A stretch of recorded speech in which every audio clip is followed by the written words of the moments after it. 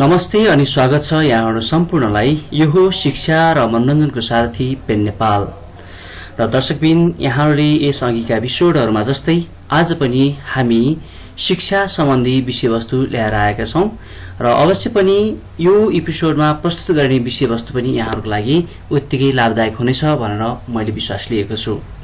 त दर्शकबिन, यहाँहरुले चाहिँ थाहा पाइसक्नु भएको छ कि आजको यस एपिसोडमा हामी पुनः भोकाबुलरी सेक्सन अर्थात शब्द भण्डार खण्डमा छलफल गर्नेछौं र आजको यस एपिसोडमा शब्द भण्डार अन्तर्गत हामी एक्वाटिक एनिमल्स अर्थात वाटर एनिमल्स, पानीमा बस्ने जीवहरूको नाम अंग्रेजी र नेपालीमा के हुन्छ त भन्ने बारेमा जानकारी दिने कोसिस गर्नेछु म।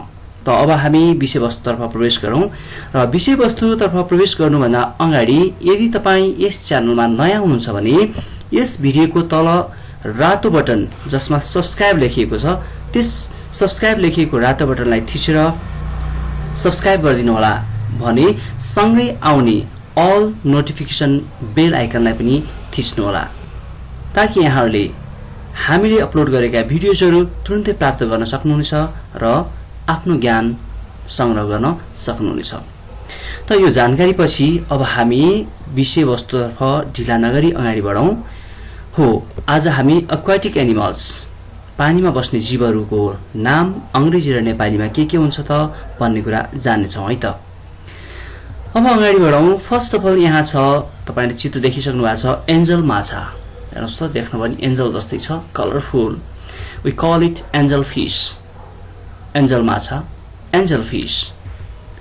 नेक्स्ट one is here, मंगुर माछा, catfish. मंगुर माछा, catfish. Next, grass carp. grass carp, घाँस कार्प अथवा कमनली हामी नेपालीमा पनि ग्रास कार्प नै भन्ने गर्छौं। Common carp, common carp. यसलाई सामान्यतः हामी नेपालीमा पनि कमन कार्प भनेर चिन्दछौं। Silver carp, silver carp. यसलाई पनि हामी नेपालीमा सामान्यतः सिल्भर कार्प नै भन्छौं। रोहु फिश, रोहु फिश, रोहु माछा।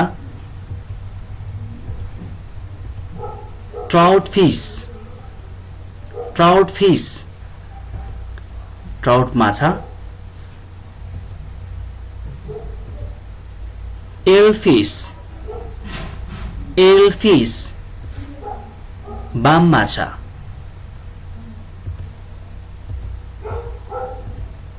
Salmon fish, salmon fish. यसलाई पनि हामी नेपालीमा सामान्यतः साल्मन माछा नै भन्छौं। Paddle fish, paddle fish, paddle माछा। Whale, whale. यसलाई पनि हामी नेपालीमा सामान्यतः व्हेल नै भन्छौं। शार्क, शार्क, शार्क अथवा शार्क माछा भनेर हामी चिन्दछौं। Dolphin, dolphin. यसलाई हामी नेपालीमा सामान्यतः डल्फिन नै भन्छौं। समुद्री घोडा, समुद्री घोडा। Sea horse, sea horse. Octopus, octopus. हामी इंग्लिश र नेपाली दुवैमा हामी यसलाई अक्टोपस नै भन्छौं। जेलीफिश, इंग्लिशमा पनि जेलीफिश नै। झिंगा माछा, प्राउन फिश, प्राउन फिश। झिंगड़ी और चिंगड़ी। Lobster, lobster. तारा माछा, starfish, starfish, सिपी सिपी किरा oyster oyster गंगटा crab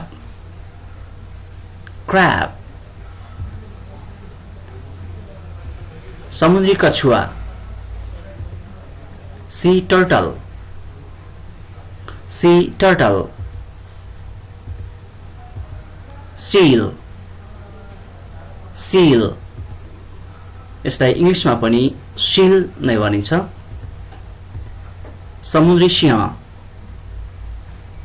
समुद्री Singh sea lion sea lion त्यो seal र sea lion उस्तै देखिन्छ तर seal को स्पष्ट नदेखिने हुन्छ कान भने sea lion को कान स्पष्ट देखिने हुन्छ भने खुट्टा र अरु फिचर्समा पनि यिनीहरुमा काफी फरक चाहिँ हुन्छ नै तर हामीले हेर्दा झट्ट चिन्ने चाहिँ sea lion को स्पष्ट देखिने कान हुन्छ भने seal को देखिदैन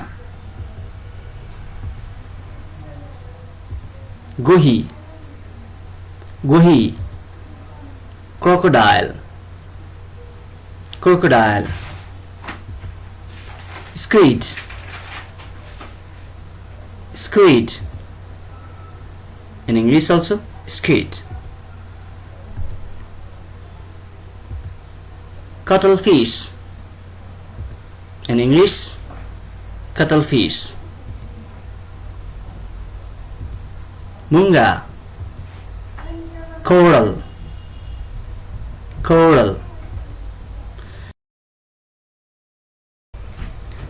दर्शकबिन यो सँगसँगै आजको यस एपिसोडमा हामीले दिन खोजेको कुरा अर्थात water animals or aquatic animals को नेम र तिनीहरुको इंग्लिश नेम जुन जानकारी दिने हाम्रो अभिप्राय थियो यही पूरा हुन्छ थ्यांक्स फर वाचिङ हामी फेरि पनि यस्तै अर्को भिडियोमा फेरि भेट हुनेछौं बाइ बाइ एभ्रीवन